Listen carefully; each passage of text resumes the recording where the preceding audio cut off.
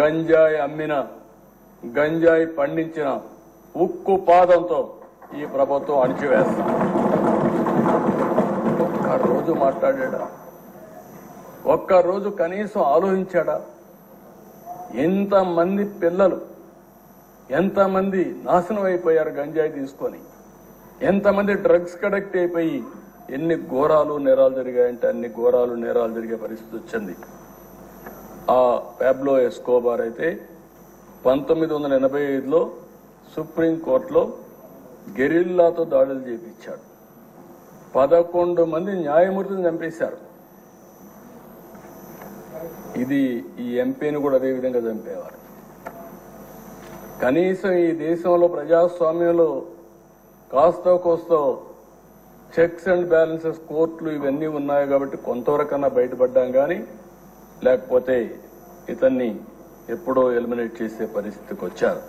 సుప్రీంకోర్టులో బుల్డోజర్తో గుర్తించారు.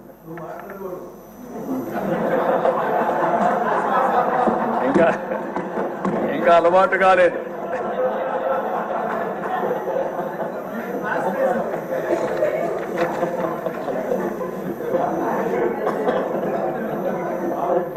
కాబట్టి మీరు అతనికి ఇతనికి చూస్తే ఒక వ్యక్తి అతని మీద మాట్లాడాడని మినిస్టర్ పార్లమెంట్ లో మాట్లాడాడని అతను చంపించేశాడు.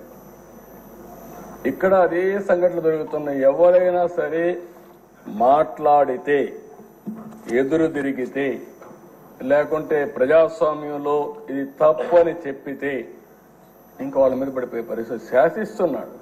ఎవ్వరూ మాట్లాడడానికి వీలు లేదని శాసించే పరిస్థితికి వచ్చారు. అలాంటి పరిస్థితిలో ఎదురొడ్డి ఇంకా ఎమోషన్ ఉంది. In course of time తగ్గించుకుంటారు.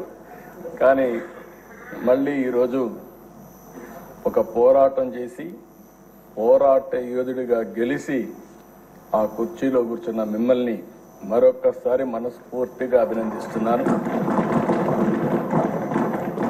ఒక వ్యక్తి చట్టసభకు రావడం అంటే ఎంతో గొప్ప అవకాశం.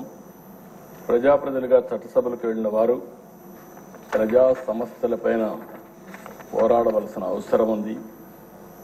గడచిన 5 సంవత్సరాలుగా చూశాం.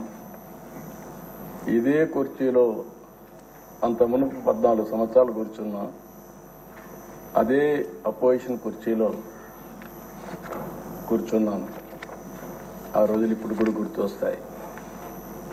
ఒక్కరోజు కూడా అసెంబ్లీ సుజావుగా జరగడం కానీ, బూతులు లేకుండా అసెంబ్లీ జరిపిన సంఘటనలు లేవు. సరే, అందరి మాదిరిగా నాకు కూడా అవమానాలు జరిగాయి. అవన్నీ నేను ఇప్పుడు పోవడం లేదు. కానీ ఆ రోజు కూడా ఒక మాట చెప్పాను. ఇది గౌరవ సభ కాబట్టి ఈ సభలో నేను ఉండలేను. మళ్లీ ప్రజాక్షేత్రంలో గెలిచి గౌరవ సభగా చేసిన తర్వాతనే ఆ సభలో అడుగు పెడతానని వచ్చాను.